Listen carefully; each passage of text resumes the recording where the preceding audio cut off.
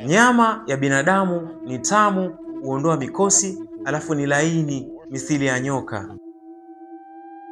Nje na makabila haya matatu yaliyofahamika kwa ulaji wa nyama za binadamu, yani Maori, Wari pamoja na Bataki, yapo makabila mawili makubwa yaliyojizolea maarufu ulimwengu mzima kwa kula miili ya binadamu au maiti au miili ambayo tayari imeshapoteza uhai.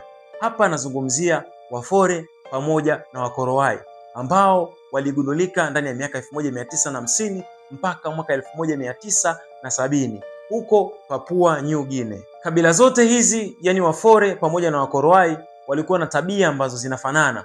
Wote waliishi katika misitu mikali na minene, lakini pia wote waliabudu au waliamini katika mizimu. Wote walikula miili ya binadamu, yani hakuna kipande hata kimoja cha mwili wa binadamu ambacho kiliachwa na kabila hizi. Sio ubongo, sio moyo, sio miguu, sio kichwa, sio nywele, hata sehemu za siri. Hakuna kiungo ambacho kiliachwa na kabila hizi mbili, Wafore na Wakorowai, huku wanawake na watoto wakipewa kipaumbele katika kukatakata na kupika nyama zile za binadamu. Zipo sababu kuu tatu zilizofanya makabila haya mawili kula nyama za binadamu au kula nyama za maiti ambazo zinapatikana katika jamii zao.